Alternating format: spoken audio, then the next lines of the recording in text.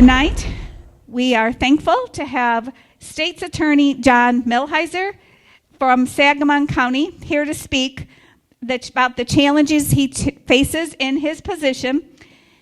I've asked him to speak a little bit about the Safety Act and how it affects his job, and if there's anything that we can do to make some changes, and how we can, if there's ways that we can have help as we the people on appealing some of that. We have witnessed the inability of law enforcement to stop criminals because they are immediately let out of jail. So he also was U.S. Attorney, and I hadn't mentioned this, but he might be able to share a little bit about what that position is about. Thank you, Debbie. Thank you. You bet. All righty. Good evening, everyone. Thank you very much, Debbie, for that introduction, and thank you very much for inviting me to speak to you. I am always excited when I can speak to a crowd and try to educate them on kind of the role of a prosecutor, what I view the role of a prosecutor in this country to keep our communities safe. So my plan tonight is this, and obviously there'll be question and answers at the end, so I can address really whatever topics you want in the area of public safety, prosecutors, state court, federal court, or really anything. I always tell folks, you can ask me whatever you want about anything. Some things I cannot answer, some I don't know how to answer, but you feel free to ask whatever questions you want, and then if it's something that I can answer, I for sure will. So a couple of the topics I'm going to address. Number one is kind of the role of a modern day prosecutor. And what I hope to give you guys tonight is information. Because I think information is power, and I think we as Republicans do a poor job of messaging, so getting information out there of what we're doing. So I'm going to talk about the role of a modern day prosecutor.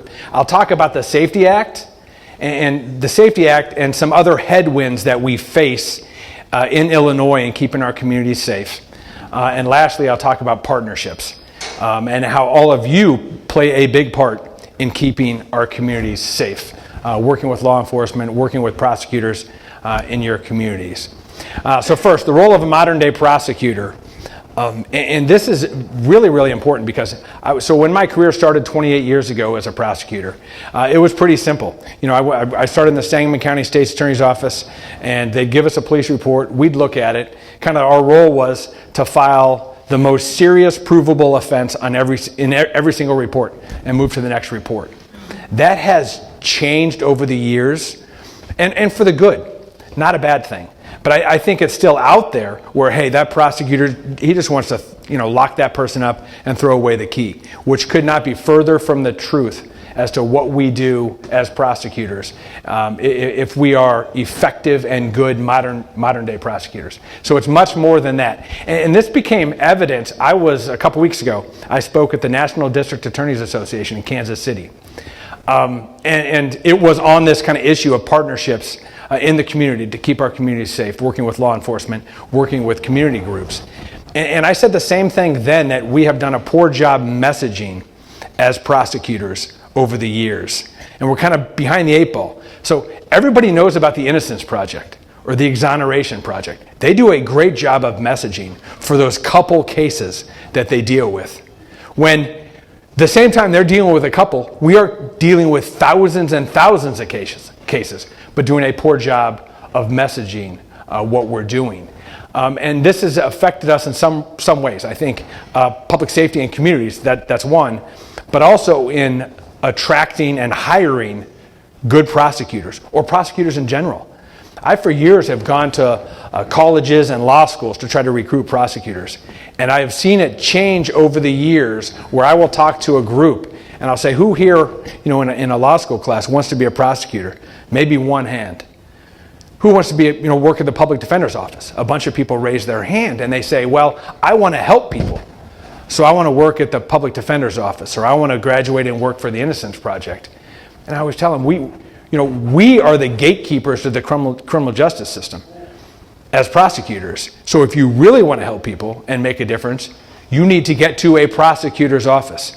And so it's incumbent upon us, and I told this group a couple weeks ago, to message better and to get that message to these law schools to tell them, hey, if you want to make a difference, then you need to go to a prosecutor's office. And let me tell you all the different things sort of that have happened over several decades. One is specialty courts, so drug courts, mental health courts, veterans courts. So it's when somebody comes in and somebody has a drug addiction, and that is why they find themselves in jail or committing these crimes. How do we get them the help that they need? Drug courts started to address that drug addiction. Veterans courts, those started. So we have this population that have sacrificed and service. We've sent them to all over the world to do kind of horrific things to keep us safe. Then they come back. Sometimes they have trouble adjusting back into society. They could find themselves in trouble. So how do we deal with those individuals that have issues that are very, very particular to them? Let's look at those criminal offenses and help them. Or mental health courts. I'm sure I see it in Sangamon County. I would guarantee all of you see it in your communities, no matter where you live. This sort of increase in those in our community that have a mental illness, that are not being treated properly. So those that are coming through the system that have a mental illness, how do we go about helping them? And that is the role of a modern day prosecutor, to understand that. And when they see these cases come in, what do we do to help those individuals? And as I tell young prosecutors, our job is not just to convict people, but when we see these reports come through, what do we do to put these individuals in the best position to not reoffend? Like, what do we do? Sometimes we have to lock them up, right? If they're locked up in a jail, and James Mendrick, who does a great job in DuPage County as the sheriff, runs a jail there, right? So they're locked up in his jail. While they're locked up in his jail, they cannot commit crimes outside that jail. So that's one way. That's one way to protect the community. But what do we do when they get out? Because 99% of these people are going to get out. And I'm going to touch on that when I talk about partnerships. But that is, so one of the roles of a modern day prosecutor is understanding that and training on that issue. Understanding that when the reports come in and we see them, what are we going to do to put these individuals in the best position to not reoffend? So we've seen kind of the term rogue prosecutor. Who here has heard the term rogue prosecutors? Right. A couple of friends of mine, they work at the Heritage Foundation, wrote a book called Rogue Prosecutors. George Soros, several years ago, identified that, hey, you know what? We can go in to these communities and we can, for not very much money and a good return on our dollar, fund a progressive prosecutor in these communities and get them elected. And we saw the dangers in that. The dangers in prosecutors who come in with an agenda. And I will tell you, if you are looking at a prosecutor anywhere in this country, I don't care what community, and you ask them what their number one priority is, if they do not say public safety, something's wrong. If they come in with an agenda and it involves, so equity, I want to balance or tip the scales, or there's too many of a certain type of individual from a certain community getting arrested. That's a problem. It is public safety, public safety, public safety. Now, public safety means a bunch of different things. It is locking people up, as I said, but is also assisting those individuals that are coming into the jail or finding themselves getting arrested. It is helping them, and a good prosecutor understands that. Last year, I was out at the University of California at Berkeley, and I was on a panel, and it was put on by the Heritage Foundation and Berkeley Law School. And it was interesting. The panel before me was a professor from USC Law School. So he lives by Southern Cal, by the campus there. So he was talking about his children growing up with the evil police, and that he has told them they cannot cooperate or talk with the police. If they get pulled over, do not talk to the police. You can't trust them. Do not talk to them. And in that same sentence was complaining about the police in Los Angeles for having a 17% clearance rate for homicides. And I'm like, how can you in the same sentence say do not cooperate with police? And if others are out there saying the same thing, and then complain when the police cannot solve cases? Because when they go to the scene of a shooting or the scene of an armed robbery and they ask the witnesses, did you see anything? And they don't say anything. I'm not going to cooperate with you. So at the time, the prosecutor, D.A. Gascon, was there. And, he was a progressive rogue prosecutor. who badmouthed the police and did not work with the police. And I will tell you this, that a good prosecutor makes the police better, which in turn makes our community safer. A bad prosecutor makes the police less effective. And LA is an example of that when you see a 17% clearance rate. And it's because of a bad prosecutor not working with the police. And when I say bad prosecutor, well, it's not the job of that prosecutor to instruct this professor to tell his kids they have to work with the police. No, but it is the job of a good prosecutor to make sure they work with community groups and work with law enforcement groups to make sure they have the best relationship possible and they get along. Because if you do that, you make the community safer, and that increases public safety. So I'm going to talk about a bunch of issues, but they all go back to that number one priority of a good prosecutor, and that is public safety. So as Debbie said, I am currently the Sangamon County State's Attorney. I've been very fortunate. I went to law school at the University of Illinois years ago, and with the purpose of being a prosecutor, and then started in Sangamon County after that. For years, I was the elected state's attorney in Sangamon County. In 2018, I was appointed by the president as U.S. Attorney for the Central District of Illinois, and then came back in 2023. I was appointed back as state's attorney. I left in 21. And when I left in 21, did a couple things. One, I taught high school for a year at an alternative high school, really enjoyed that. But also met Blake Del Carmen. Blake, raise your hand. There we go, Blake. So good Republican, good person to know. And so was talking with Blake, and I had some friends around the country. When we're talking about sort of this rogue prosecutor issue, we have to push back at this, and we have to educate the public. And so had a friend from Seattle, Brian, had a friend, Tim Shea, who was the U.S. Attorney in D.C., ran the DEA. And we formed a group called the American Center for Law and Public Safety with Blake, and he was a big kind of pusher of that. And the purpose was, hey, we need to form an organization where we can go into any community and say, here is what you should look for in a good prosecutor. Because if you go back to what George Soros did, he would go in a race where if he gives $1 million to a race in some of these small counties, I mean, anybody can win as the chief prosecutor. And so because we've done a poor job of educating the public as to what a good prosecutor is.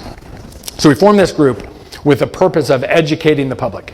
And we said, we need to come up with principles that any community, you send me into inner city Los Angeles, you send me into Florida, Alabama, Chicago, anywhere, and I could say, in a prosecutor, you need these 5 things. Number 1, public safety, as I mentioned. That has to be number 1 as a core principle of a good prosecutor. Number 2, you support victims' rights and support victims. Because what you'll notice with all these rogue prosecutors, none of them ever talk about victims. And as a professional modern-day prosecutor, victims are a big part of what we do. Every day it's to support victims, to make sure they're safe, and to make sure communities are safe. Respect the rule of law, number 3. It's a third core principle. Because if you also look at these rogue prosecutors, oftentimes they'll come in and they'll say, you know what, I know better than the legislature. I am not going to follow what this law is. Even though for $300, you steal $300, that's a felony. But in my world of being the prosecutor, I'm going to go ahead and not respect the rule of law. I'm going to say, unless it's over $1,500, we're not going to charge it as a felony. We're not going to try to detain anybody for property crimes. We're going to concentrate on the serious crimes. And we all know what that does. When you say, hey, I'm going to go ahead and I'm going to use my own judgment, not that of what the law is. And I'm going to say property crimes, oh, they're just property crimes. I'm going to focus on serious crimes. I mean, but what that does to a community, when you think about it, so when you think of, so somebody gets arrested, property crimes, and they're either not charged or they're released right back, and this kind of touches on the Safety Act in a second when I talk about the Safety Act, but they're released right back into the community. When you think of sort of quality of life issues for those communities, because of that prosecutor saying they know better, and they're not prosecuting these property crimes. The quality of life of everybody in those neighborhoods. Maybe it's retail theft, where in San Francisco, they had to lock up toothpaste because people would just go into Walgreens and steal it. That is absurd because they're not prosecuting retail theft. So as a prosecutor, you have to respect the rule of law. Support reentry programs. That's number 4. You have to support reentry. Folks are like, whoa, what's that mean? Well, we know that 99% of those that are locked up are going to get out. So what are we as a prosecutor going to do to make sure those individuals are in the best position to not reoffend? We have to, so whether it be reentry from the Department of Corrections, which has a program, work with them. Or out in the jail, work with your sheriff in the jail for those individuals that are locked up. So when they get out, they are in the best position to not reoffend. Do they have a mental illness? They need help then. Find those partners in the community. Do they need a job? And we'll talk about partnerships, because guess what? A felon who doesn't have a job is way more likely to commit crime than a felon who does have a job. So things to think about on the reentry. And the last one, collaborate with law enforcement. So those 5. Because you have prosecutors that come in and they're like, oh no, I know better, and the police are bad. The police are the enemy. They're bad. I'm going to go and prosecute the police. For sure, some police officers need to be prosecuted. That happens. And a good prosecutor understands that. But they also need to work with them and understand that. So those 5 principles, working with Blake, working with prosecutors around the country, we came up with those. Wrote an op-ed in the Trib and kind of around the country, trying to get involved with the whole purpose of educating the public on what they should look for in a good prosecutor. And because that, as I kind of go back to that messaging piece, is something we've lost. And I think there's a correlation to, I don't know if a correlation, but it's similar to Republicans, right? We've kind of lost that messaging. We have the right policies. We have the right ideas. I would say, as a modern day prosecutor, I have the right ideas for how to keep a community safe. We have to message better. If I'm out at a law school class talking to kids that are thinking about what they want to do as lawyers, sell them on the benefits of being a prosecutor and what a good prosecutor is and all the different things they can do. I have some that are like, so back in 2015, I had my victim advocate. So that's the other thing that when I talk about supporting victims, sort of all the what we have in a prosecutor's office that can do that. She came to me and she was like, I think we need to get a dog in our office that can assist with victims of crime. I said, I'm not an anti-dog person. And I like dogs, they're fine, but I'm not a giant dog person. But I said, let's look at it, let's do it. So we got a dog, Gibson. So it was from St. Louis. The litter was all named after St. Louis Cardinals. So Bob Gibson. So we had Gibson dog in 2015. It was awesome.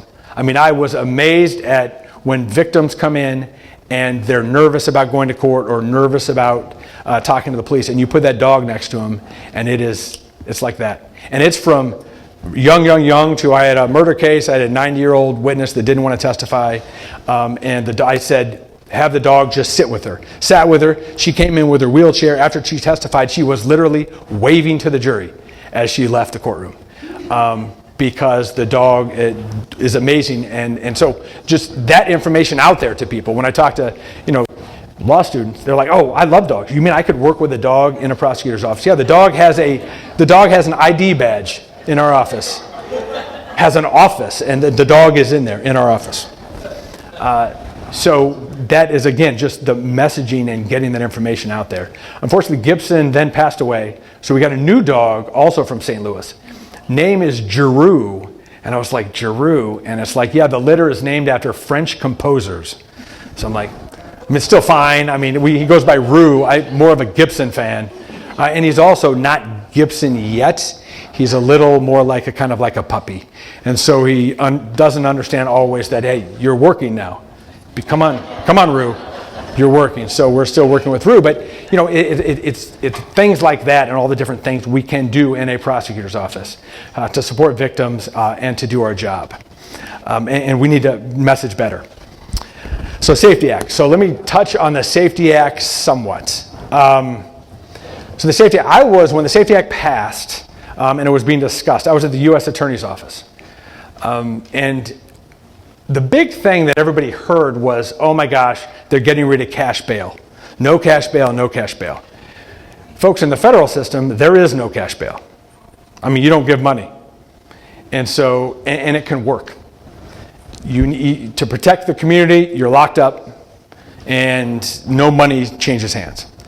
In the state system, there's an amount of bonds that was there to both guarantee your appearance in courts. It's kind of the main reason they said. But it was also set when I was a prosecutor. I would set an amount. If the person needs to be in, I would set an amount I know they cannot post. So in essence, it wasn't in or out, an amount they cannot post.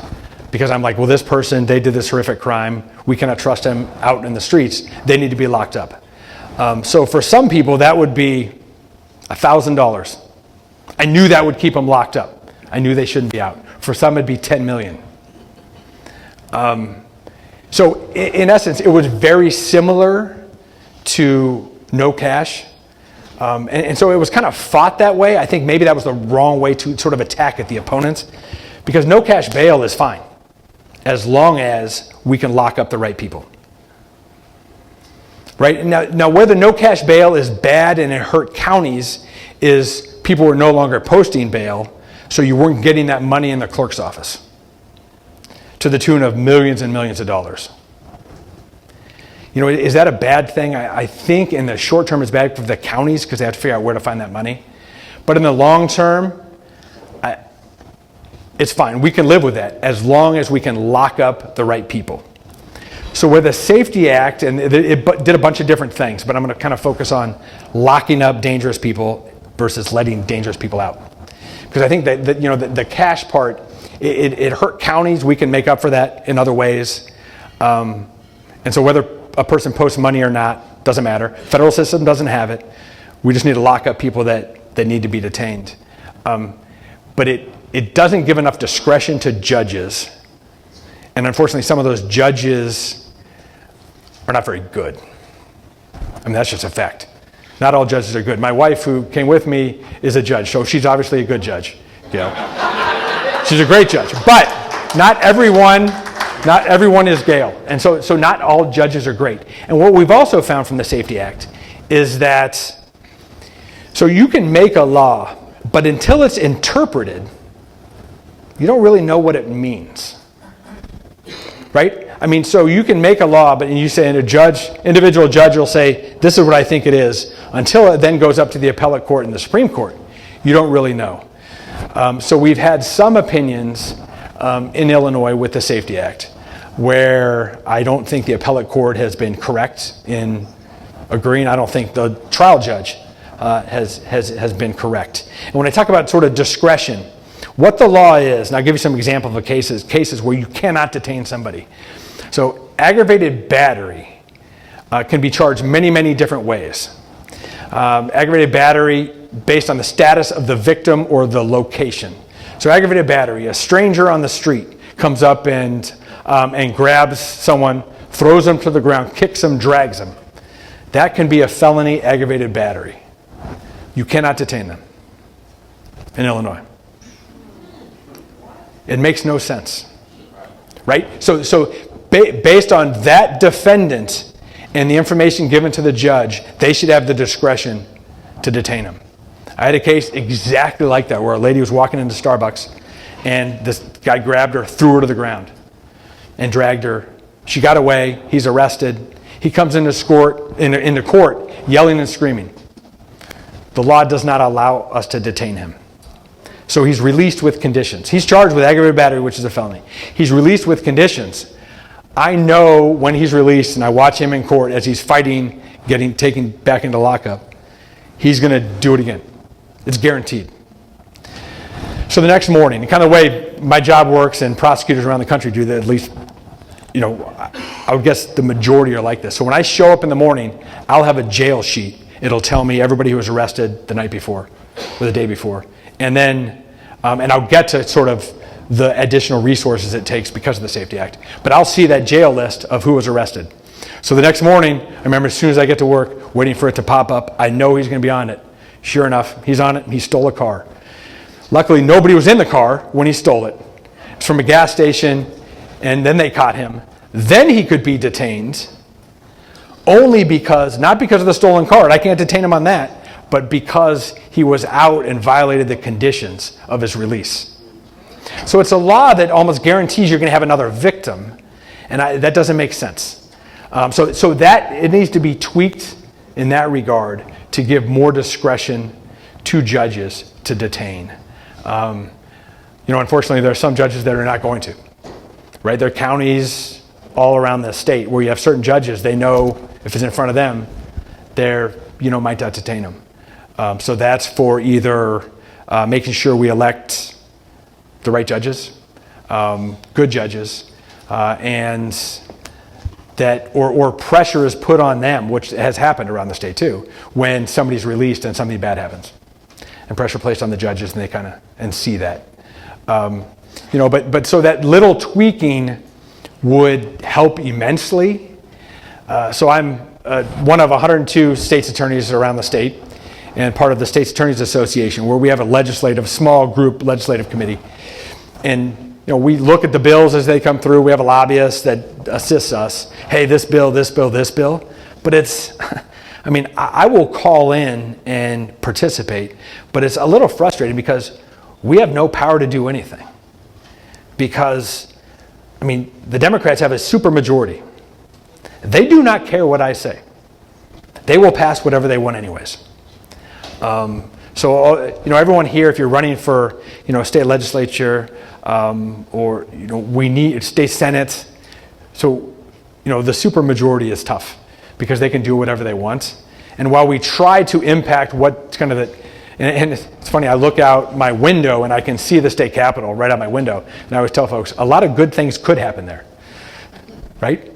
But it just doesn't seem like, for purposes of public safety, that it's headed in that direction right now.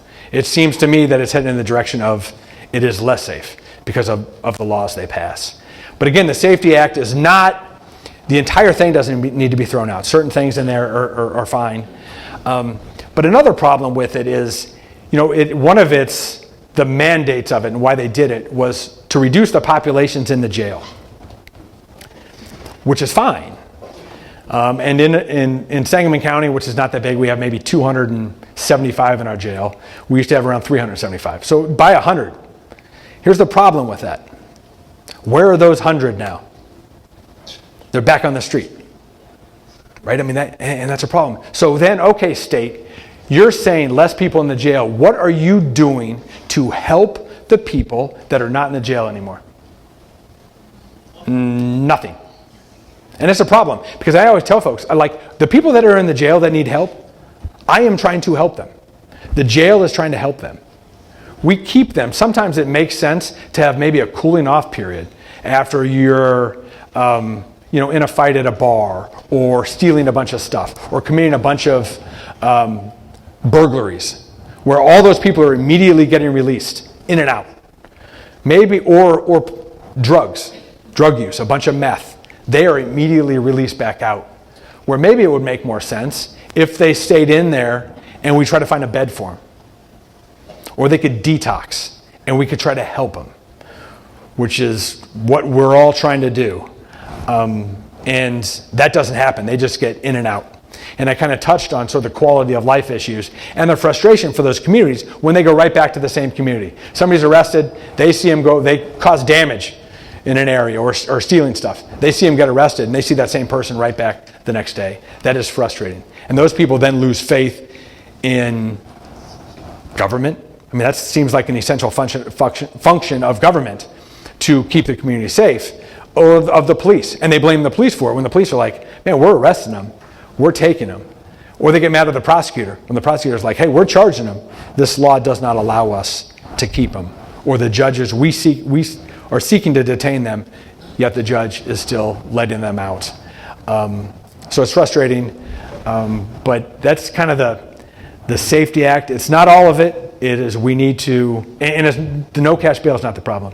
It is giving a little more discretion to judges to detain those individuals that are causing criminal offenses, and also understanding that when they are in the jail, oftentimes they can get the help they need to help them not reoffend.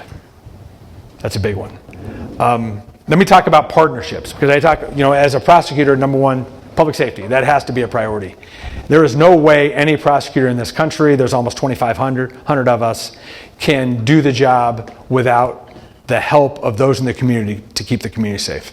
If the number one priority is public safety, there's a couple ways I can do that.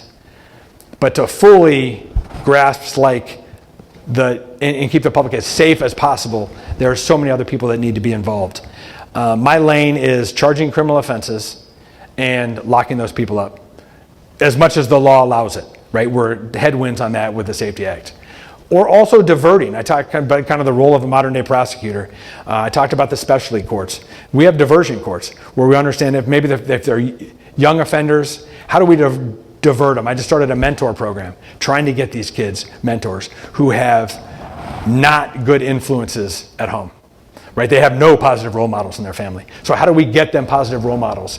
And it was a little alarming when I started this last year. I went to some folks who have a mentoring program and they're really good in Springfield, talking to them about, hey, the age group I'm looking at. So below 18 are juveniles, and they're in the juvenile court system. Once you turn 18, you're an adult for all criminal offenses.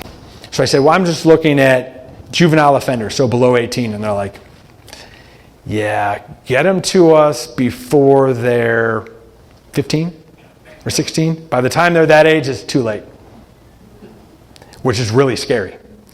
And they're like, there is something that changed in these juveniles around COVID, and I don't know if it's a combination of a lot of things. So now we have this generation that has been glued to their phone. I don't think we know the real dangers of that yet. I don't know how do you quantify or identify? I know that they are addicted to their phone. I know that. I know that almost all of them smoke marijuana. I remember testifying against marijuana at the Capitol. And because I'm like, are you telling me that more people smoking marijuana is a good thing? Well, look at all the tax money we're going to get. Give me a break. Give me a break. It is more important that we don't destroy these lives of both the kids that are smoking it and the adults that are using it than whatever money we're going to make. Then we won't have illegal, marijuana sales. That won't happen because we have legal marijuana. That's absurd too. There are more people killed from the sale of marijuana with rip-offs and stuff. And there's also a bunch of that. There's a big black market, and we have legal marijuana. Same in Colorado. They've seen a giant spike in crime and with the illegal sale of marijuana, and marijuana is legal there. So you have that marijuana, you have everybody has a cell phone, and everybody has access to a gun. It seems like that sort of three-headed, not the three-headed eagle, we like that. Not the three-headed monster that are these juveniles these days with the cell phone they're addicted to, posting all kinds of stuff. Now, it helps us in criminal prosecution because they are really stupid and they post all kinds of things. With guns, before they shoot. I was up in Chicago last month at a summit on these Glock switches where you can, and it's a little tiny switch, you can make a Glock handgun fully automatic. You can 3D print it. So while we were there, somebody from the DEA was there, and they were 3D printing the switch.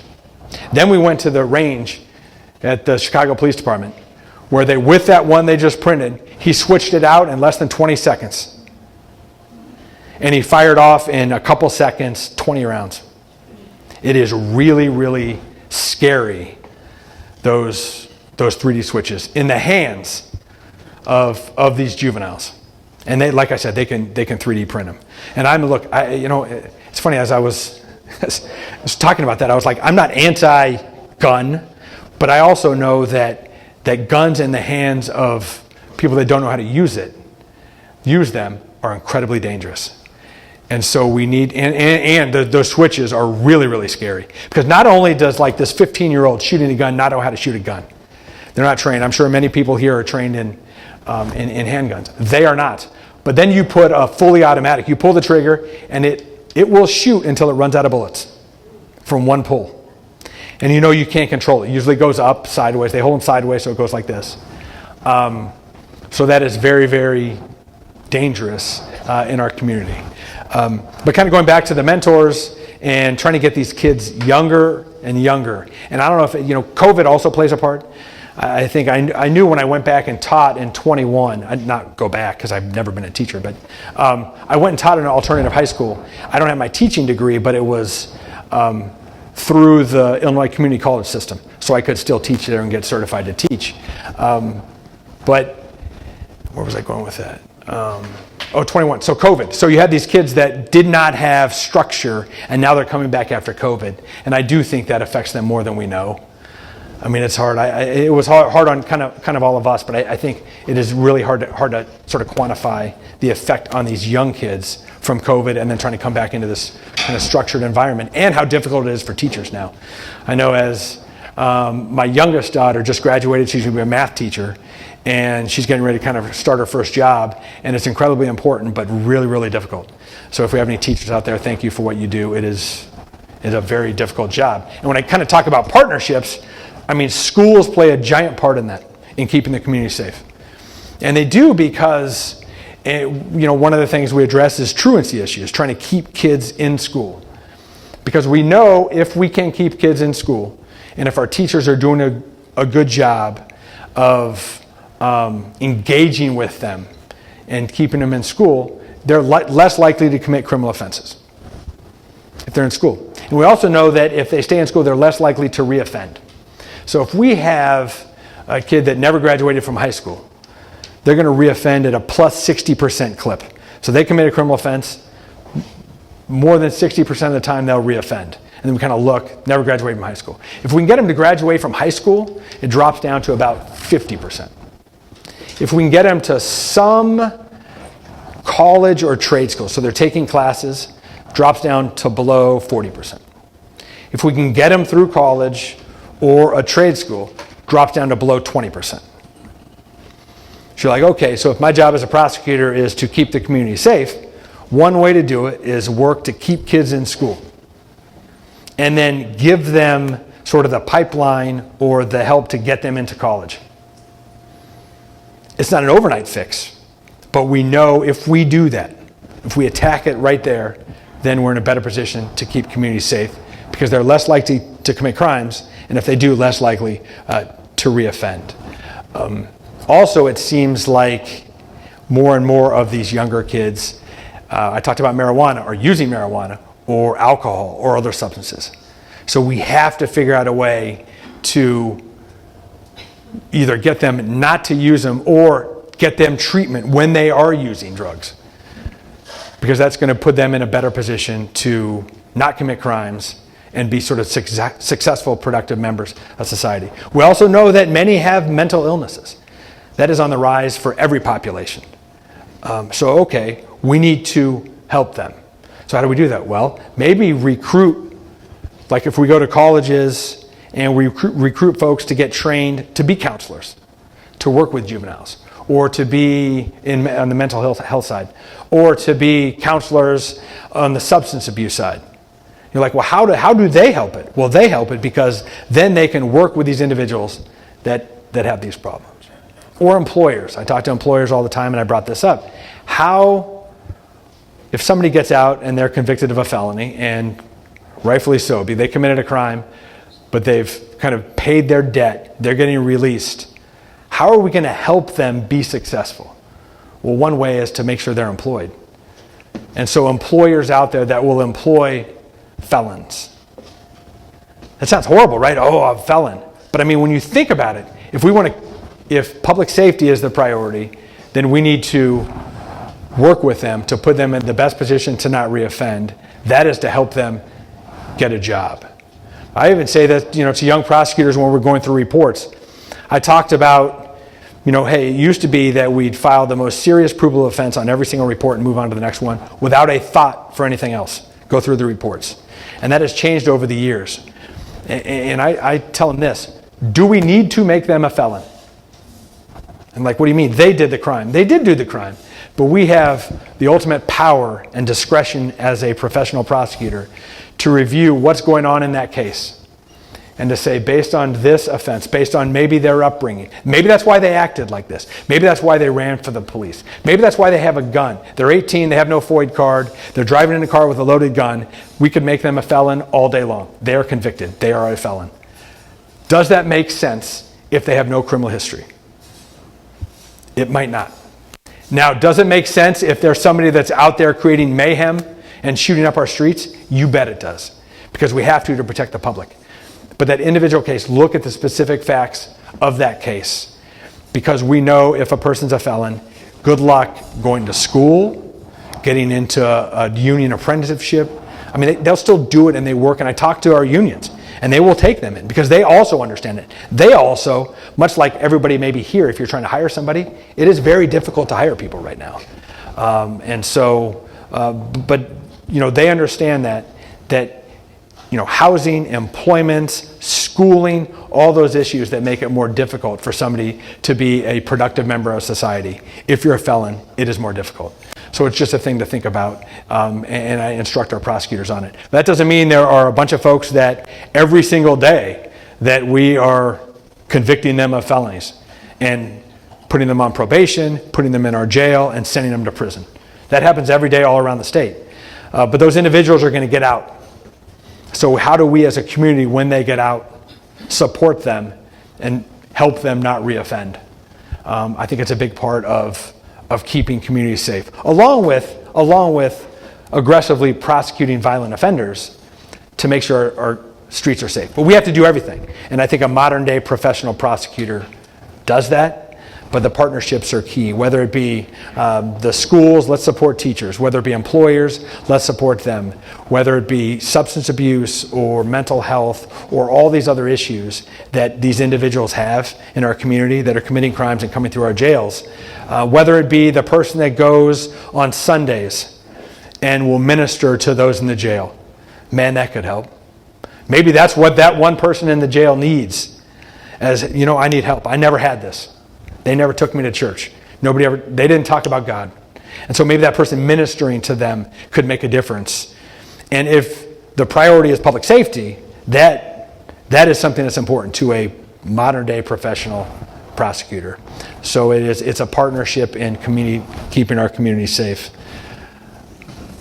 Let's see. So, Debbie, I'm kind of on schedule so far.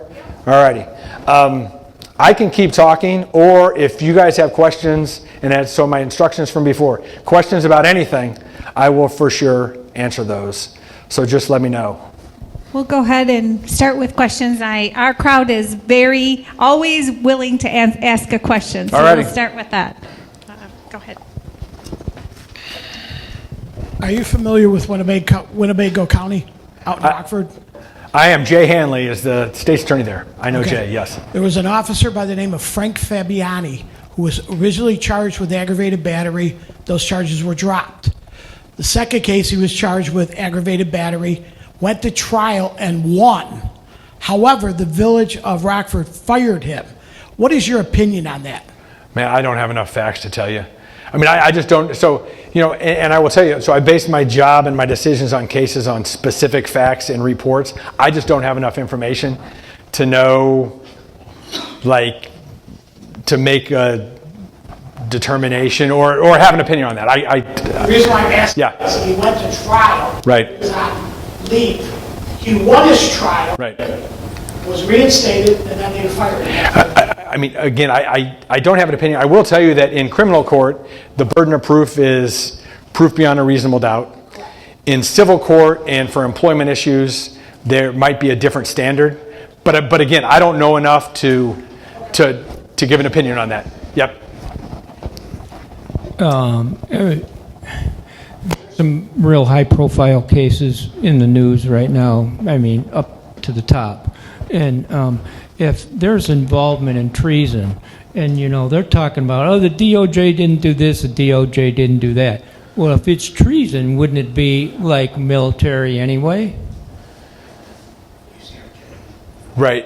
No, I mean, I think so. Those are limited to those that are in the military. People ask me about, sort of DOJ and with the current DOJ. And I don't know the current Attorney General. So when I was in DOJ, I worked for 4 different Attorney Generals, including Bill Barr the most. I have a tremendous amount of respect for him. I'm still friends with him. And I thought that everything we did, we ran at a high level professional. And I have no reason to think the DOJ does not do that now. It is a very professionally run organization. But I mean, if you have that, so the UCMJ, Uniform Code of Military Justice, is, for those that are in the military. And so they, the prosecution and arrest and investigation would all be under sort of civilian laws. So whether it be a state court crime, wherever that state, wherever it happened, or if it's a federal crime, whatever the jurisdiction is. Yes. Hi. So my question is, you're talking about all these collaborative efforts with different programs and the fact that we have a supermajority of Democrats in Illinois. Some of the programs you're talking about don't seem to be very contentious politically, shouldn't be anyway. So are there legislative or lobbying efforts to further those programs so that prosecutors have more resources at their disposal? Yes, but there could be more. I completely agree with you. I mean, and there's programs that are going on around the state. So I kind of talked about this, the juvenile crime problem. And I think I've seen it, and I know around the country. I'm sorry, I hide behind the flag. Or I could be like, who does this? Maybe that. All right. Well, I lost my train of thought. I talked about kind of the uptick in juvenile crime, and it's around the country, especially violent juvenile crime. And I talked about, so they all had access to guns. So I started I called the juvenile whiteboard session, where I would think of every possible person I could that is in the area of juvenile, from the schools to law enforcement to DCFS to other folks. And there's one like Birth to 5, which is a program that the state runs. Who has heard of Birth to 5? So one. I mean, it's a great program. And it is trying to assist those families and those kids when they're really, really young. And Diana Rauner had a program called Ounce of Prevention. And it's the same thing. So every child born in Illinois will have, and born into families here, hey, you're great. Some are not as great as that, right? They don't have the resources at home. They don't have positive role models. So, and early on, adverse childhood experiences, everybody's heard of that, ACEs, really does affect that person, that birth to 5 age and the experience they have. So that program came and they talked at our whiteboard session. And so that's one. We talk about partnerships. Look, that cuts across any political. I mean, that one. We talk about school issues. That's both sides. Treatment issues. So yes, those are issues that doesn't matter, Democrat, Republican, Independent, we can all get behind and support. And when I talk about kind of this public safety issue in my lane of prosecuting cases, but also trying to assist in other areas, I view it as sort of visually as this continuum. When I talk about birth, a continuum of sort of keeping somebody on the track of being successful. And it has to start at birth or before birth and assisting those families. And as you go to 5 and to the middle school years to high school, if they get off track, how do we get them back on track? If you think of that continuum. Or somebody goes to prison for 25 years. They get out when they're 40. Okay, what happens there? They're farther down the continuum, but what do we do to make sure then we keep them crime-free? So yes, partnerships are important, and I think it cuts across aisles. And that's also one where if they would just talk to us. Like the problem with the Senate or the Dems in general in the state is that they don't care to talk to us. And I'm always like, just sit down. I would guarantee, especially on the Safety Act, we are going to agree on a lot of the issues.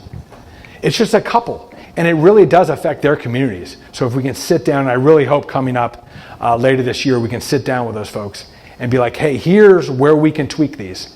And what about these partnerships that are important in the community? We'll get behind that with you and be kind of unified in that effort. So that's a good question. Can I stand up? Sure. Okay. Hi. I'm enjoying your presentation tremendously. I've never really heard anything quite like this, so I really appreciate it. I wish there were more people here to hear you, actually. This past year, I've got quite an education from a dear friend of mine who I've known for decades from Florida.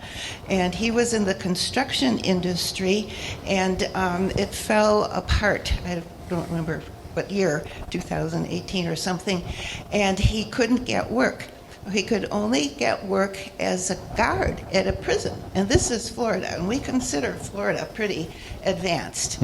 And he was a Christian, so even as a guard, he would share the Bible. So thank you. He would share the Bible with the inmates, and many were drawn to him.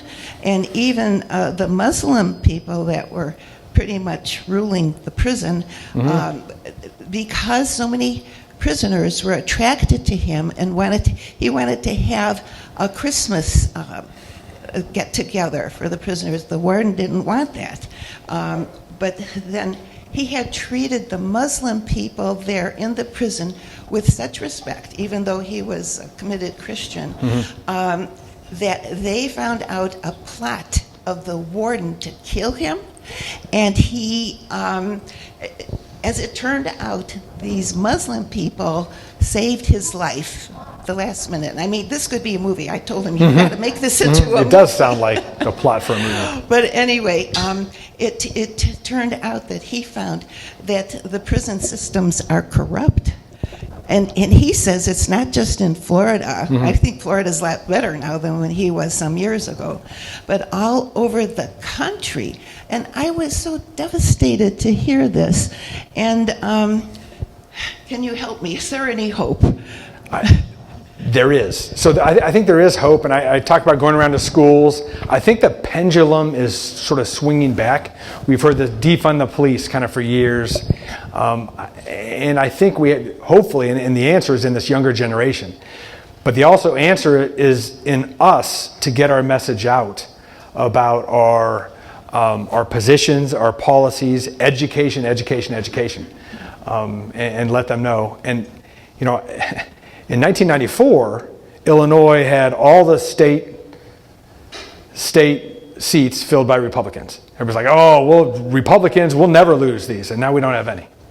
So it can happen again in Illinois. It is, unfortunately, you mentioned Florida. A lot of folks are moving to Florida, right? But that doesn't mean this younger folks coming up. We need to educate them on our positions, and we need to make sure we get our message out there. And I think they'll agree with us. And with regard to the prison systems, man, that is a really difficult job. I'm sure there's some that are corrupt. I think there's some that do the best job they can every day in difficult environments. Just like jails. It is very, very hard to be a sheriff and run a jail, to be a warden and run a prison. It is a very difficult job. But yeah, I mean, if they're committing, crimes, obviously that needs to be ferreted out, and they need to be prosecuted. I will tell you that, people bring up sanctuary cities and some dangers of that. One thing with Illinois Department of Corrections that we had trouble with when I was U.S. Attorney in working with ICE and trying to deport somebody, they would not cooperate with ICE. And so we'd have a deportation order, and then a person is going to be released from Department of Corrections because they've been sentenced on a state court crime. And then when they get released, they're going to go back to their home country, Mexico or Guatemala or wherever.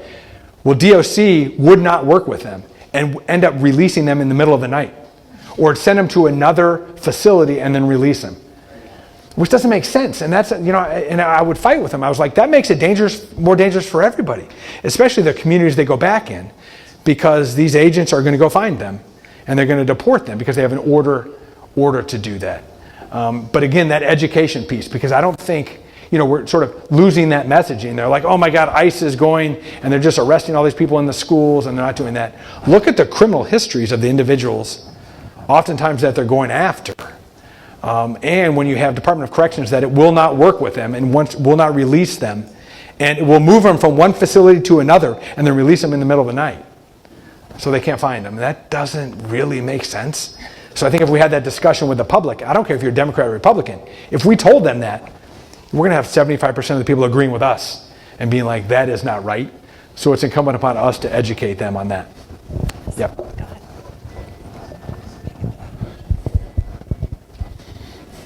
Okay.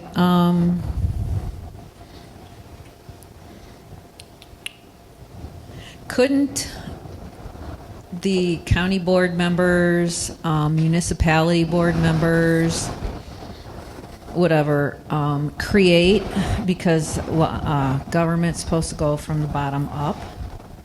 So if the state creates stupid laws, couldn't the municipalities and counties create an ordinance that would be stricter than the law that the state has, and they would have to at least abide by that in the county? Well, I mean, a lot of municipalities have ordinances, but usually if they're in dispute with state law is going to take precedence, and so Something it like wouldn't this. work. I mean, so you couldn't, like, I guess you're saying, hey, we're going to, for like with the Safety Act, we're going to say we have this ordinance, we're going to detain somebody, but the Constitution would not allow, that would be challenged in court and it would not be successful. Couldn't something like the Safety Act be challenged in court too? Yes, and Because it's not constitutional, or? right, and I believe it was, and was not successful in the challenge in court. Right, I mean, so the ordinance, and the ordinances can work, and I'll give you an area where ordinances work. I mean, there's different areas like massage parlors. So every kind of county has its amazing problem around the state, but there's ordinances, you can go after those with ordinances because we might not have state law that supports it. Ordinances with drinking and liquor licenses and kind of all those issues. But as far as the criminal statutes, I mean, we are, the Constitution in Illinois does not allow us to then, sort of make our own separate one, because then you'd have, from county to county, it could differ greatly on the criminal side. And so that's not allowed. It can in statewide. So you have different states have different state laws based on their state constitution. But again, if states can't, if they're at odds with the federal constitution, the supremacy clause takes precedence, and so they would lose in a court of law to whatever the U.S. Constitution says.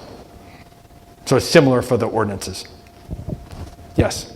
Hi there. I wanted to touch base on the drug portion of your speech today. I have a certain individual in my family. I won't go into specifics, but they seem to believe that when it comes to any kind of drug, whether it be marijuana, cocaine, anything that anyone can illegally possess, he seems to believe that when it comes to those certain situations, that all drugs of any variety should be decriminalized, making it so, and this is such a horrible thing to say, that people that use them just eventually die from overdosing.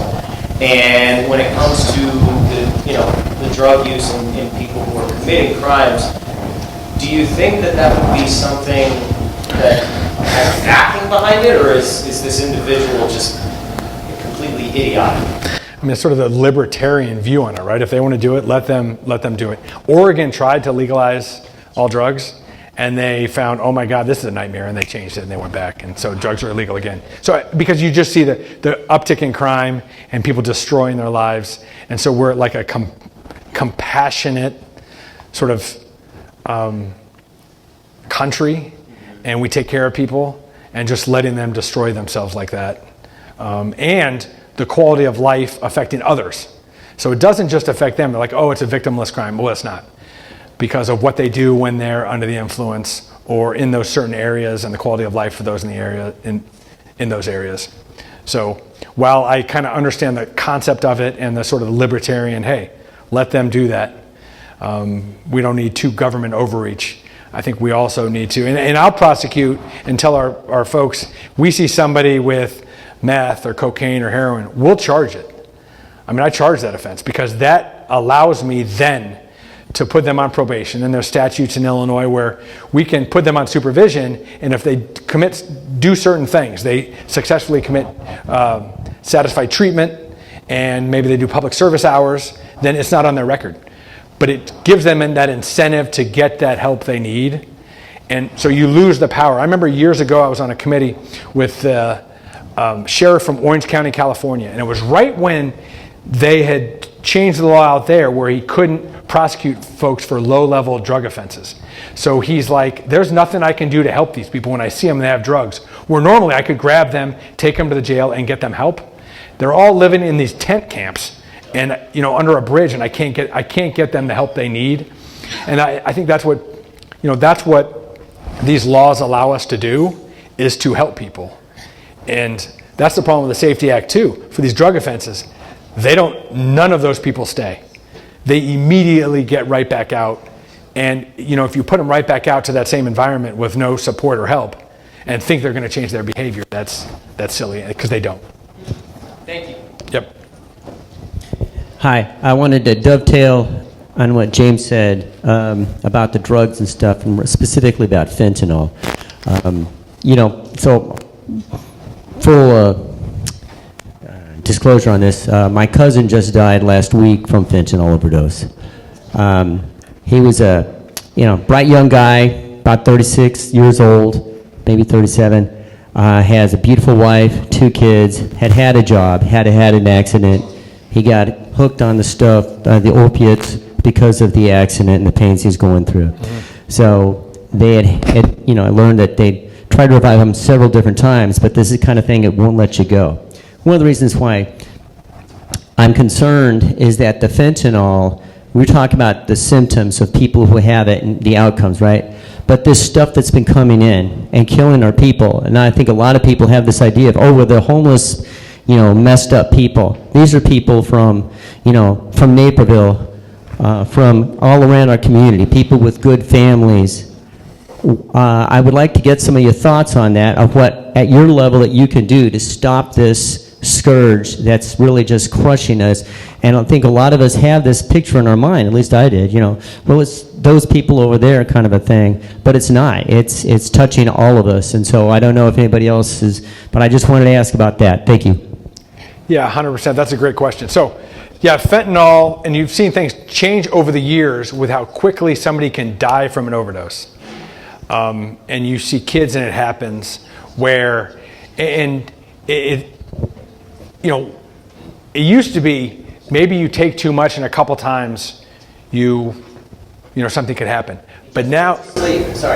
But he just took it a little bit before he went to bed, apparently. Right. He just went to sleep and didn't wake up. Well, no, you have a bunch, and because here's what they are, and a lot of times they're pills. So that maybe they're snorting it, that could be it. It could be pills. So there's pill presses where people are mixing it, and this is not going through FDA approval, right? They're mixing all kinds of combinations of stuff, and then they're just kind of selling those pills. And it does not take very much to kill somebody. And it's almost all coming from Mexico. It used to be that it was all coming from China, then China to Mexico, but across the border or flown in, and it's pretty scary. If you see a map of sort of the drug cartel routes from Mexico with little spider webs all around our country, right up here into Geneva. And so there's certain cartels that have certain routes that bring the drugs up. That's why when you look at sort of closing the southern border, yeah, there's a big benefit to that.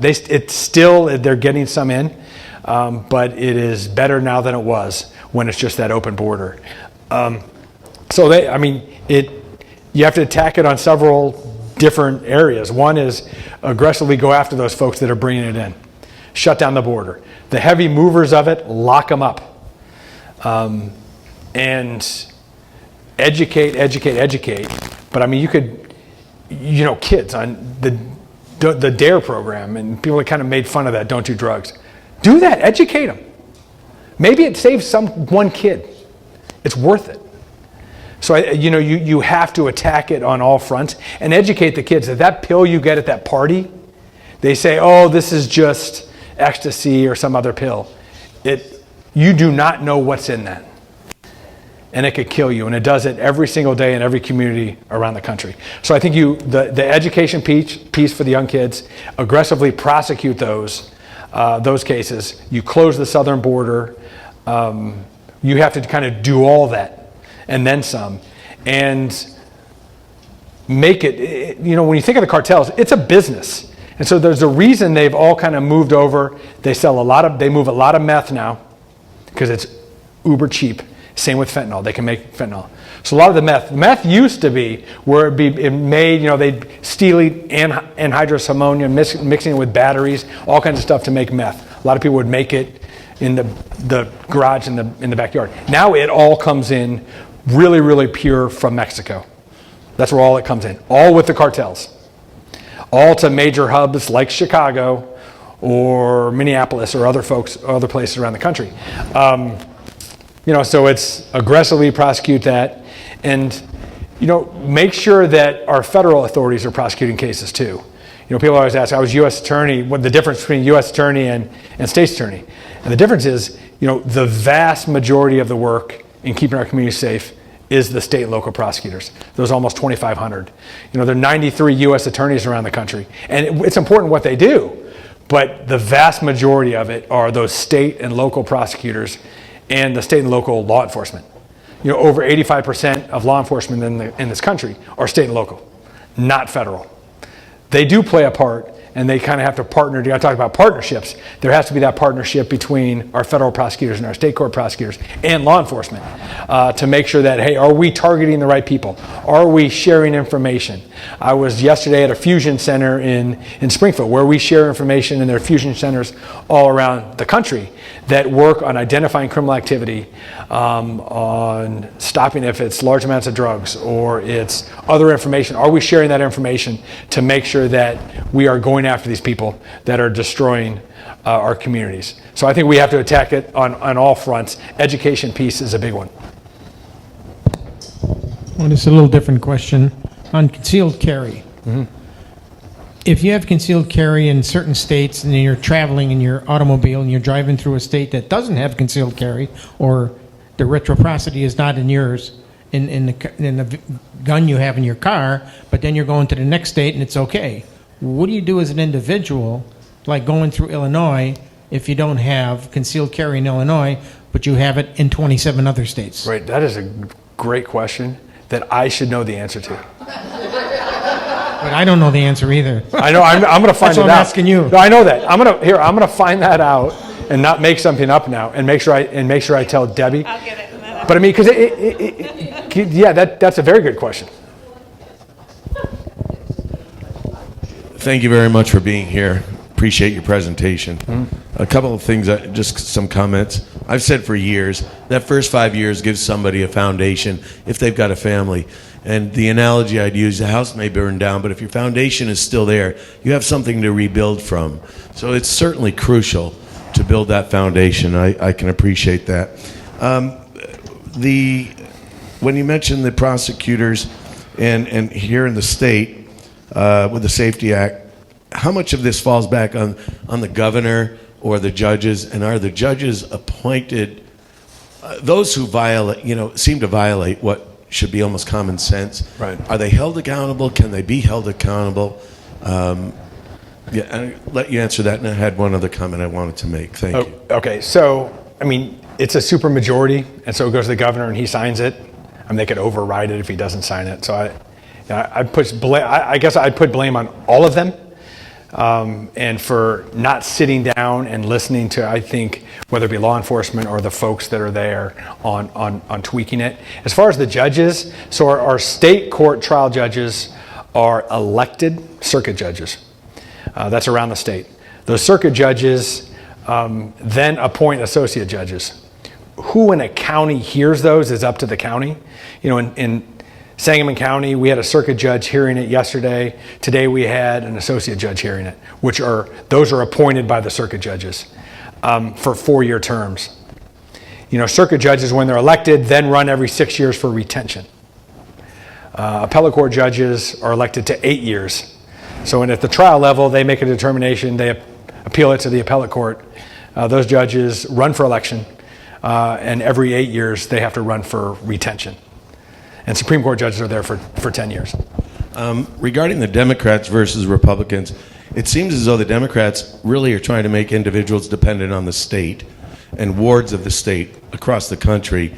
So they're not so willing to back and enforce laws that we have as we break down our society. You did mention a friend of mine, Jim Mendrick, and I'm sure you're familiar with what he's done in DuPage County, giving these inmates, letting them leave with a GED and an occupation. I'm sure if you would comment on that, and if that's being replicated around the state, because it certainly seems to be a great model for sending people out of prison better off than when they went in there, making them less likely to commit more crimes. Thank you. Yeah, it's a great example, and it's something that we shouldn't lose sight on. You talk about sort of the birth to 5. The better we do there, the more safe it is. The better it is for those individuals, and the more safe in our communities. The better we handle these individuals that are in the jail and send them out in a better position to be productive, the better it is for all of us, and the safer the community is. What was the first part of that? The second question? Was it just on Mendricks? Curious if they're trying to replicate what he's doing, because I know there are many prisons or jails in the state where they're not really making that effort, and he has fiscally been extremely responsible for every dollar he's spending, saving 19 out in the public. Right. He's doing a great job. People are leaving better off. I'm curious if you're aware of anything that's been done. No, and I know other folks in other counties are trying to do the same thing. He has been very successful. He's also lucky he has kind of the resources and the push to do it there. He also had Bob Berlin's a really good state's attorney too, so he has a really good state's attorney there to work with, but he's done a good job. But the importance of that is sort of that lesson of everybody kind of plays a part, right? So the GED, or the folks that are coming in there to teach the GED. We have 15 juvenile detention centers. There's only 15 around the state. And so not every county even has a juvenile detention center. With Department of Juvenile Justice, there are 5, so juvenile prisons. I'm not sure they do a great job in DOJJ, those 5, in housing the kids or helping the kids or following the kids when they get out. But I know in our JDC, our Juvenile Detention Center, we have teachers in every single day working with the kids to try to send them out and put them in a better position to get their GED. And the same with the importance of doing that in the jails. So that's very important. But educating the public on that too, right? Like you're saying it, people don't know that, right? So going, oh man, that is really important. Why does it matter? Well, here, look at sort of the domino effect of that in keeping our community safe and helping people. Yes. You talked about rogue prosecutors and the money that came in from George Soros, and if you live in Illinois, Kim Fox is a name that comes to mind. She's gone, thankfully. And I didn't hear that about Burke. Anything about any Soros money coming in for? No, I think Eileen Burke's a good prosecutor. How would you critique what she's doing in Cook County versus her predecessor? Kim Fox, much better. And what is she doing that's much better? I think it's trying to work with the police and understanding that, hey, people need to be prosecuted, that you can balance being compassionate and also prosecuting folks. But I mean, I think Eileen Burke does a good job. And I know this is, and I'm going to say this, I think if you look around the country, it is not a partisan issue, a good prosecutor. It's not. You're going to have some jurisdictions, they're going to elect a Democrat. A Republican is not going to win in that county. It's impossible in certain counties around this country. It's not going to happen. But we can have a good Democrat prosecutor. I do not believe that is a partisan issue, being a good prosecutor. So maybe it's the wrong thing to say here. I don't know. But and it is. Everybody might be nodding. But I don't. And I will tell you that, like Julia Reitz, who's the state's attorney in Champaign County, I've known her for a long time. I work very closely with her. She's a Democrat. I'm a Republican. We are aligned on almost all the issues.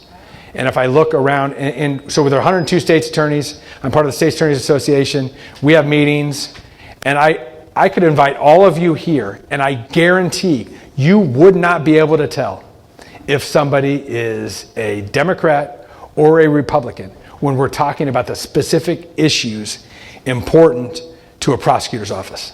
That's why I say that. Like the issues important to a prosecutor's office. You would not be able to tell if we're specifically talking about the issues, whether they're a Democrat or a Republican. I'm not saying that in individual races, for sure. And I mean, so I'm somebody who, my dad was in the Air Force. We moved all around. Went to 5 different schools, 5 straight years. So when I did not grow up in a town where I knew anybody when I had to start voting. So easy way to vote. I was in Virginia at the time when I first voted ballot. Straight R is the way to do it because I don't know anything about it. That's what I'm going to do. Right? I mean, that's what I did because I didn't know anybody. But I say that because, hey, look, Republicans, if you don't know, you vote Republicans. They're going to be right on the issues. But what I know and what I see from dealing with prosecutors around the country is that if you get to the issues, it is difficult to tell the difference. Although, I will tell you, in Memphis, so it's a George Soros prosecutor in Memphis right now. But not a good prosecutor. I would not support him. The prior prosecutor who was there, good friend of mine, was U.S. attorney and is going back as U.S. attorney in the Western District of Tennessee. There's a difference there in the Democrat and the Republican. But in Chicago, there's a giant difference, and it's a Democrat to a Democrat. And Eileen Burke, I think, is doing a good job in Cook County, and will make it more safe for the folks in Cook County. That's not to say that there couldn't be somebody that runs against her, but especially in that election, which was the primary, it was good she won versus the professor from the University of Chicago, who would have been also a Democrat, but would have been dangerous and bad and would have continued what Kim Foxx was doing. Well, what is she doing that's different? You say she's working with the police or the street saver? Is she prosecuting people, retail theft? I think the retail thefts rescinded kind of the policies that Kim Foxx did when she immediately came in, working to prioritize getting guns off the street. And the folks I'm talking to from law enforcement, they have a much better relationship with her than they did with Kim Foxx. She's given law enforcement the ability to direct file certain cases. So where they can come in for gun offenses, they file the charges, direct file.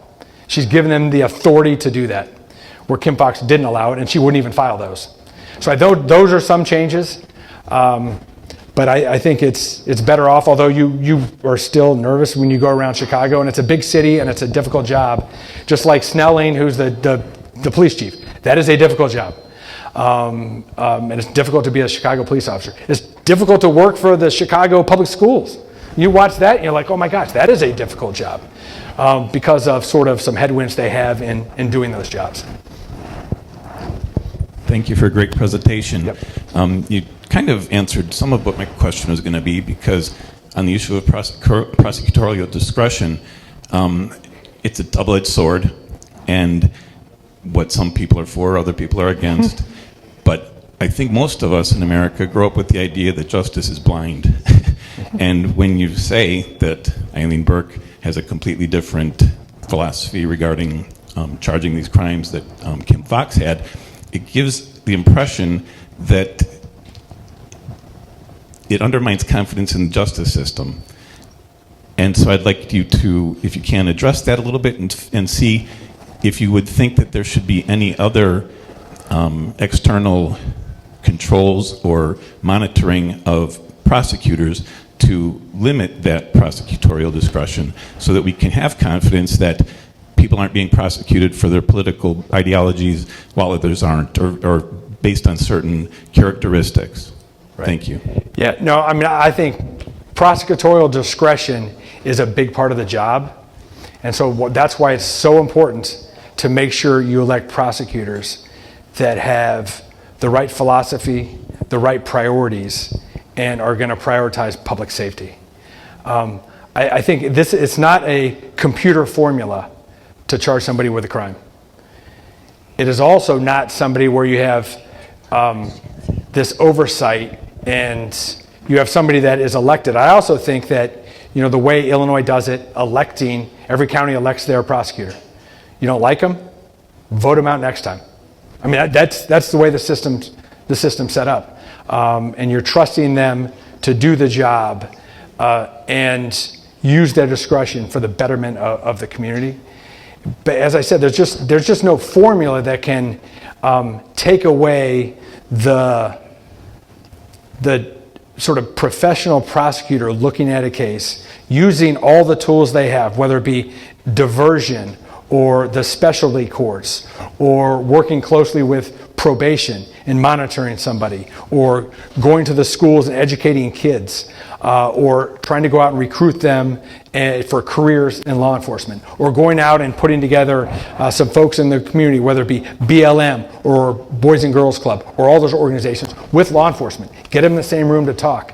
Because the benefit of that, and it's up to the professional prosecutor to make sure that happens, is then 2 weeks later, when that crime happens, and that prosecutor is going, or that police officer is trying to solve that crime, and they go, and it's one of the kids that they met with in that, and they help them, and they go, hey, I know this guy, I talked to him, I trust him. There's a benefit to that, and I think that professional prosecutor does that. But there has to be that sort of, that discretion, and oversight, in my opinion, would not work. And so they want to do that. I'll give you an example. They wanted to pass a law that says every officer involved shooting, you would bring in somebody else, and it would not be the local prosecutor investigating that case. I am vehemently opposed to it. If it's in Sangamon County, I'm the Sangamon County State's Attorney. I decide. I review the evidence. I work with law enforcement. I make that decision. I don't allow somebody else who was not elected by the citizens of Sangamon County to make that decision. It's my decision. If folks don't like my decision, then I run again in 4 years, vote me out. Or go to law school, get a petition signed, and run against me. Because it's my job, and it's also my job to sort of educate the public on what's going on and what my priorities are and what's important. But the system is set up, and it has been for hundreds of years, for professional prosecutors to use their discretion and use it wisely. We've seen, like Kim Fox, for example. I would say Pamela Price in Oakland is a horrible prosecutor. It's more dangerous everywhere. If anyone's been to Alameda or Oakland lately, she is a rogue prosecutor who does a poor job. She also happens to be a Democrat, but I would just say it's not because she's a Democrat. It's because she's a bad prosecutor. And so and I use the word I use modern day prosecutor, but also to my attorneys that I train them, like professional prosecutor. That's what you are. You're not the police. We butt heads with the police a lot because the police will bring us a report. They'll say, well, there's probable cause in this case. And they'll be like, yeah, but I know when I go to trial, I have to prove beyond a reasonable doubt this person committed the offense. We don't have that in this case. Let's work to get that. Let's go educate the public or work with that community or do the other things that we can do to put us in a position to get the evidence or be in a better position to solve the case next time. But I mean, it's just, go ahead. Yeah. I think the question that I'm trying to focus on is what do you do about those rogue prosecutors, the ones who do a disservice to the system? Because like you said, George Soros, $1 million can get anybody elected. And unfortunately, the people don't know who to vote for or what their philosophies are. So our system is based on checks and balances, this, and that. Mm-hmm. Is there anything that you think could be done not to determine who gets prosecuted for, police shooting, but in general that there's some bounds that these rogue prosecutors might be, I agree. Well, so I think it's the education piece. So like out in Oakland, educate the voting public on how bad she is and how dangerous she makes it. I think Kim Fox, she didn't run again because she was going to lose, because people were aware and the education was out there on how dangerous what her policies and her discretion did to the community. And maybe that'll be the same for Eileen Burke. Maybe it'll be like, hey, look what you've done. You have not made it more safe for us. You said you were going to. And educate the public, and somebody will run against her and win. Or she'll do a good job, and the public will be like, look, I am seeing changes, and it is becoming safer here. And so we want to keep her. So that's why, that's why I think electing your prosecutor is the best method too, because the voters get to decide instead of appointing. And not all states are electing. Some are you're appointed. you're like a committee or the governor or those. Those are uber political, and it is better to let the voters in that county decide who is going to be your prosecutor, who's going to be your sheriff, who's going to be these positions that are making government decisions for us and keeping us safe. So I think the education piece is important, the fact that people have to run for election, and if we don't like what they're doing, it is go find somebody who can do a better job and educate the public on that fact and get them in there and get that person out. And that's what's happened around the country too. If you look at the education piece, there's one in Pittsburgh that we were involved in, the ACLPS, where it was the Democrat county, and Blake, correct me if I'm wrong, because Blake was involved in this. Democrat county lost in the primary to a rogue prosecutor. Then he came and ran as an independent write-in and won because of the education piece of it. And so it's like educating on the dangers of this particular prosecutor. And look what he'd done and run. So there was that big education piece on that. So I think that's the biggest part of it, educating the public. We're coming up on 8 o'clock. I promised 3 people. Those 3 people I promised to talk, to ask the questions. Make it quick. Hey, John, I want to go back to the Safety Act, and I know the date is fresh coming out, so let's just assume costing us $150 to $300 million, the state, with the Safety Act. Here in Kane County, because they're $30 million with a deficit, we're looking into the Safety Act, public safety, the costs, $2-3 million. Cook is $50 million. DePage is $6.4 million. As I go through the data of the counties, I'm just curious. So Sangamon County, they're not even listing their Safety Act data right now, like how much it's costing. Is that because it's Springfield?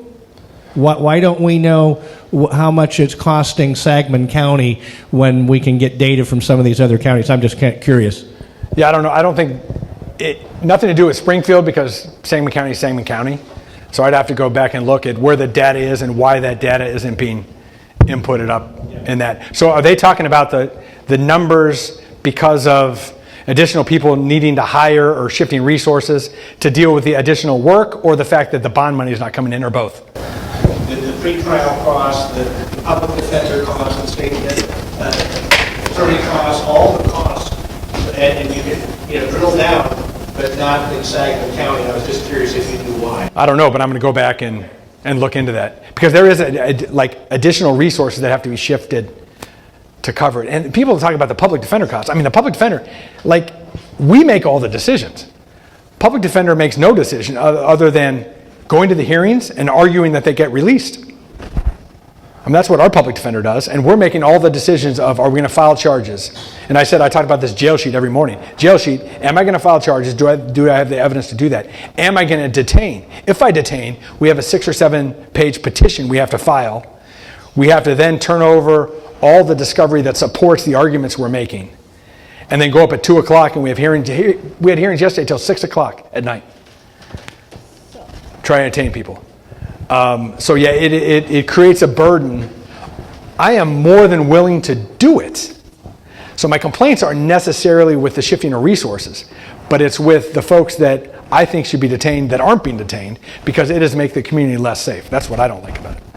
So I got a quick question. Yes. How many prosecutors do we have in Kane County? I'm going to guess 70? I have no idea. I'd have to they check. elected? I shouldn't start just guessing. I'm literally So, just guessing. It's okay. Are they elected? Is it elected position? So I was talking about the assistants. There is one, Jamie Mosser. You have one state's attorney in Kane County who's your elected state's attorney. Got that. Okay. Yes. But you want prosecutors. Correct. I want prosecutors. How many prosecutors do we have in Kane County? I don't know the answer to that. How many do you? I have, if I was fully staffed, 28. Okay. And so I probably do you have 23 now. assistants for them? Assistant, yes. So I have support, although it is not like the support I had when I was at the U.S. Attorney's Office. I would say that's the other difference between the two is the resources on the federal side and having main justice there versus, each state's attorney is kind of on an island working with their county board to fund their offices. So it's a little different.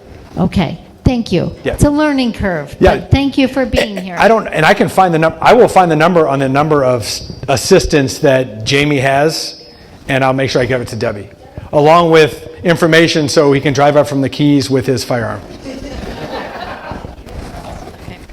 Hi, I want to piggyback off of Brian's comment on the cost. Now, I have a different perspective with the cash bond, no cash bond. Okay? Because with a no cash bond, people don't realize that when they were paying the bond, the percentages were all divvied up among arresting municipalities and different programs. So when that money doesn't get paid by the defendant, then the municipalities come after us, the taxpayer. Okay? The county comes after the taxpayer for it. So not only that, it bogs down the court system because they continually don't show up. And the judges sit there and they continue the case, continue the case, continue the case. So I am for cash bond. But see, it's not the cash bond because it's the fact that we're not detaining people. So it is giving judges the discretion to detain. You can have cash bond, but you can have somebody that has money and they post it. I agree with you. The money, it divvied up when somebody pays bond and that the clerk keeps it. I will tell you another part of the Safety Act that I don't like is that if somebody is appointed a public defender, which almost everybody is that comes through the system, they do very little checking to see if they have the resources to hire an attorney. The Safety Act says their fines and fees are waived. That's a problem, right? So not only do you have the cash bond's not being paid, but all the fines and fees for everybody that gets a public defender by the Safety Act, those are waived by the court. They're often waived even without a public defender in King County. Yeah. I see it all the time. Right, and that the discretion of the judges, but by law in the Safety Act, if you have a public defender, they're waived.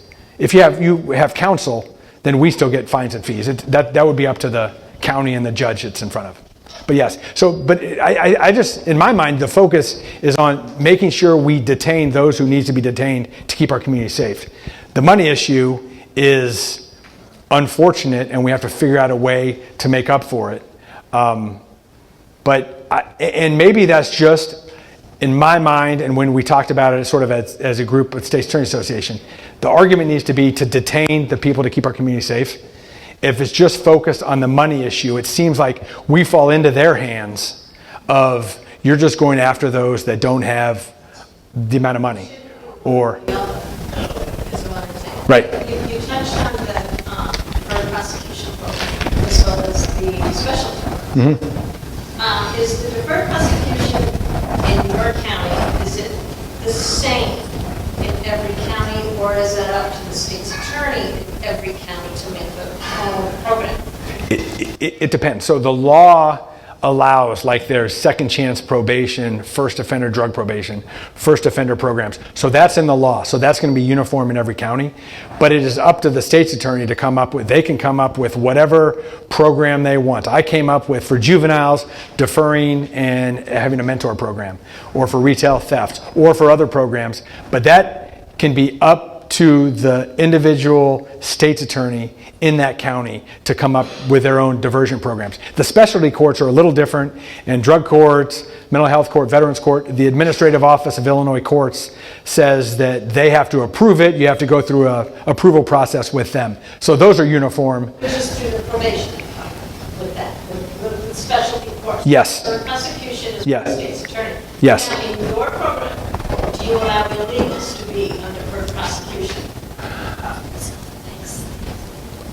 Because they do here. Right, I can't think of a no, I don't have that many problems with illegals. And when I have them, ICE will come get them and we'll prosecute them. And so I don't have it's interesting you bring that up. I don't have a written policy that says illegals aren't in it, but they're not in it. I don't have any illegals in any of those programs.